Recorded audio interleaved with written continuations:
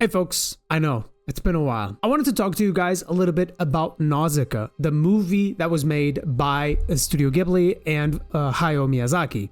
It's pretty much undeniable at this point that, Nausicaä has been a major influence for Fumito Ueda and Team Ico when it comes to their overall storytelling, even though I have spoken before about Studio Ghibli and how movies like Castle in the Sky and Nausicaä have been definitely a major influence to Fumito Ueda. I honestly felt like I didn't really explore Nausicaä as much as I could, mostly because I think I was looking in the wrong direction. I only rewatched the movie, and even though you can definitely tell a lot of the themes surrounding the movie that are present in a lot of these games from Team Ico, the manga is the place that I think there's a lot more. Hayao Miyazaki actually started with Nausicaä as a manga, and the manga actually prolongs the story of the movie far more, and actually the story deviates quite a lot from what the movie presents to us. I'm going to heavily spoil the story of Nausicaä, the manga,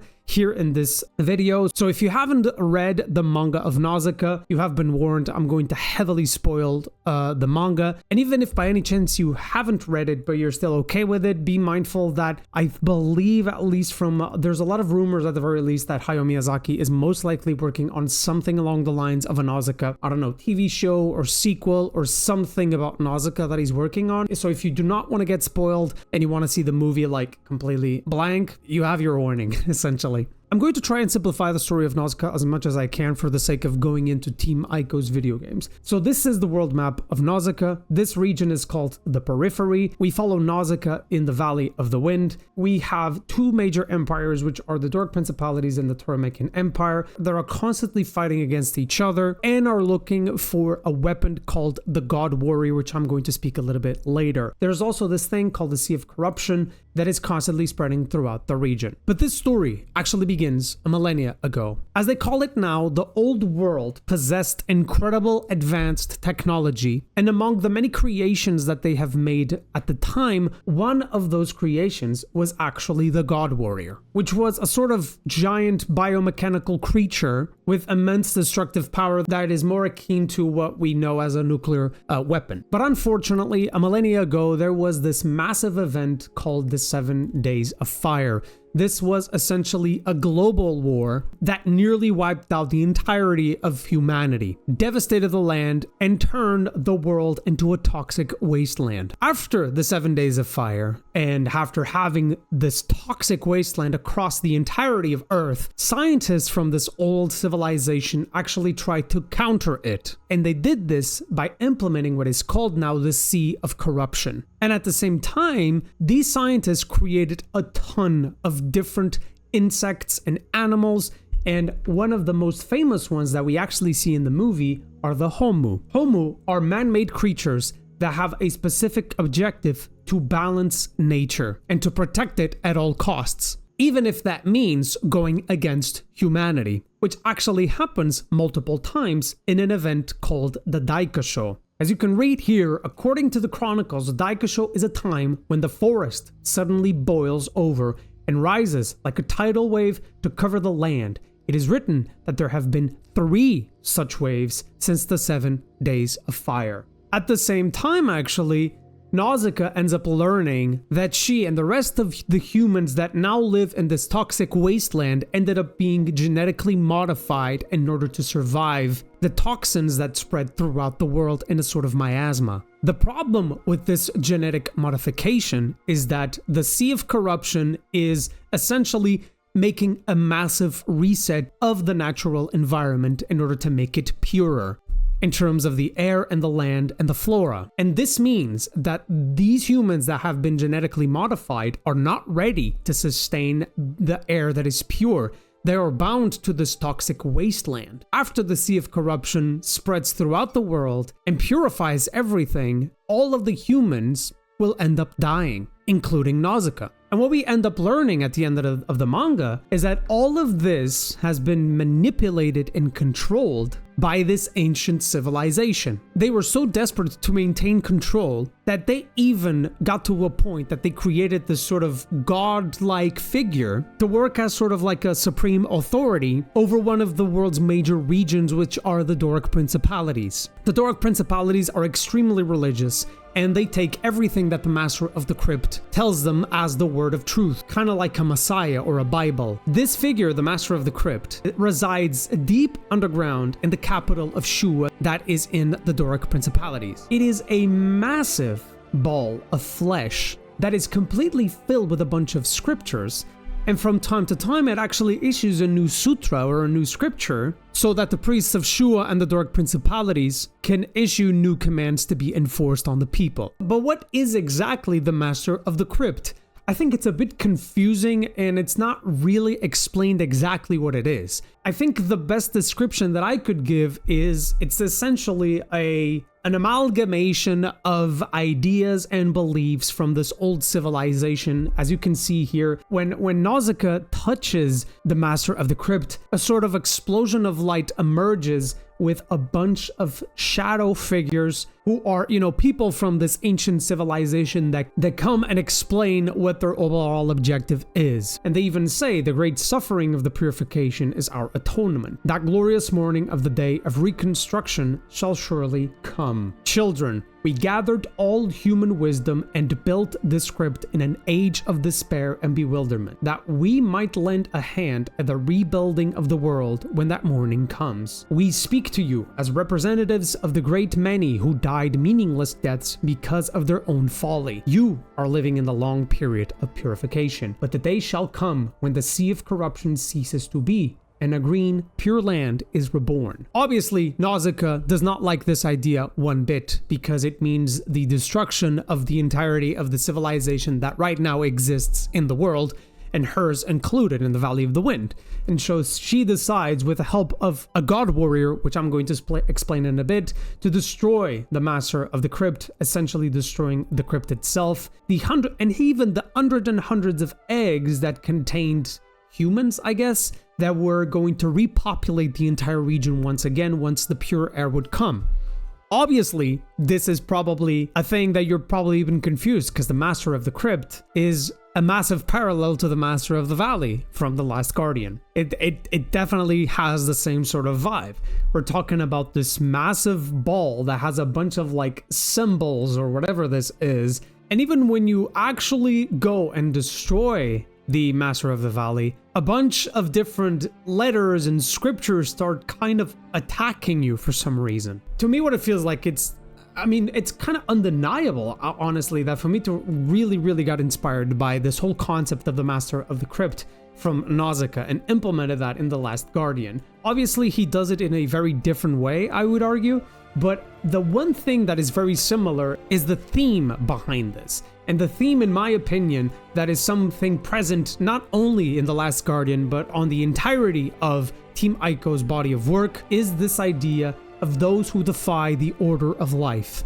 All of these people, the Queen from Ico, the Master of the Valley in The Last Guardian, wander from Shadow of the Colossus, the Master of the Crypt in Nausicaä, and even another figure that I have not mentioned before, which is the Emperor of the Doric. They all tried to defy death. On the case of, for example, the Queen, the Master of the Valley, the Master of the Crypt, and even the Emperor, they all tried to extend their lives in a way to reach immortality. And some of these are so cruel, for example, the case of the Queen and the Master of the Valley, that they actually end up using children as vessels and as sacrifice to extend their life. While the Master of the Crypt is actually much worse, right? Like, he is just going full on bananas, trying to completely eradicate everything from this world. Not only humans, but every single life being in it. These are very Japanese stories, man. They really are. Like, these games and Nausicaä and Studio Ghibli and Miyazaki might get a ton of different influences from everywhere around the world in order to create something new, right? And we're talking about, even on a visual standpoint, they clearly get inspired a ton by, South America and Europe, medieval Europe and such. But at the end of the day, this is still a very Japanese story in its essence, okay? And one of the things that you can identify is like this sense of the ultimate sacrifice and duty from these people, right? In a way, Yorda, Wander, Trico, Nausicaä, in a way, but I would argue that the ultimate sacrifice ends up being the god warrior that Nausicaä at one point in the story makes contact with. All of these characters end up making the ultimate sacrifice in the sense that they put all the responsibility that is happening in the world into them in order to achieve what they believe is a greater good. In the case of, for example, Yorda and Trico and even Wander, all of these characters end up dying for the sake of saving someone. Nausicaä is also a very interesting character because she profoundly does everything for the world that she lives in. She loves everything about the world, and we're not talking about only the humans and the people around her. It's also the animals and the nature, right? And she wants to preserve it as much as possible, even though it's a nature that is extremely toxic and it's not a pure, so to speak, nature. But she constantly makes this effort of saying to the viewer, like, yeah, but it's still life. It might not be pure, it's still worth living and dying for. The God Warrior is also one that is very intriguing. I'm going to talk a little bit about the God Warrior here. I'm going to keep the story of the God Warrior simple, but effectively what happens is during a conflict in the Dark Principalities, this God Warrior emerges, and for some reason, the first person he sees is Nausicaä. And when he sees Nausicaä, he believes that she is his mother. He will do everything for her. But this creature is very interesting in the sense that even though he's biomechanical and man-made, it feels like he's human in a way. Like he feels like he's a child trying to impress his mother, which is really odd. And he actually ends up dying for her. It is this God Warrior that ends up opening an entrance to the crypt of Shua so that Nausicaä and the rest of the people can go in and destroy the Master of the Crypt. And by the command of Nausicaä, he is the one also that basically destroys the Master of the Crypt. But in this process, unfortunately, he ends up dying. One thing that I find super curious about this God Warrior, actually, that I think we could potentially see it in Project Robot. Who knows? This is just pure speculation. But the God Warrior has this thing of when he takes flight, he releases like these spines or whatever, and he emits like this massive light, as you can see here, that is extremely bright, right? But this light is a poisonous light. There's a time where the God Warrior travels with Nausicaä, like Nausicaä is right here in his hands, and Nausicaä is like, man, there's something wrong with this light. My heart is pounding. And she even says, here, stay back. This child gives off a poisonous light. I personally find this very intriguing because on one hand, you have this sense of a poisonous light. And on the other hand, when the Master of the Crypt shows up, it also emits this massive bright light that is considered pure. Both of these lights are very different in their nature, and you might consider this second light as a purer light, as the light that you should follow, but both of them want to end up destroying one another. They are both of them forces of destruction and of order at the same time. The Nausicaä's manga is a very intriguing one that makes you kind of realize that the actions of Nausicaä, even though you can understand why she would completely destroy the Master of the Crypt because he wants to destroy the world as you know it, at the same time, she ends up killing a fuck ton of people, right? And so Nausicaä ends up doing exactly the same thing that the Master of the Crypt wants to do, right? I don't know. It's a very interesting concept here that Miyazaki explores, in my opinion. I'm just wondering, because one of the major questions that we have right now at our hands when it comes to Project Robot is, what the hell is going on with this scene right here? What is this light? A lot of people even mentioned in the comments of my video that for them, this doesn't even feel like an explosion. Like, as I say in the video that this is an explosion or equivalent to a nuclear explosion, in a way, it doesn't even feel like an explosion. It feels like, I don't know what it is. It feels like something different. And even, there was one comment that even mentioned that if you check how these debris are hitting the character, they're not really hitting with the strength that you would assume from an explosion. It kind of looks like they're floaty, or very weightless in a way. This whole thing is weird, and I'm not saying that this is a god warrior, you know, rising up from the air and flying away. Obviously not, because that's not it. All that I'm saying is that the nature of this thing is very unclear at the moment, for sure. There's also one thing that I've noticed, which are these shadow figures that appear at times. Nausicaä, when she has dreams or she is in her inner conscious, it's kind of unclear what we're seeing here. There is these shadow figures, or this shadow figure specifically, that constantly harasses her and tries to bring her to the darkness, so to speak.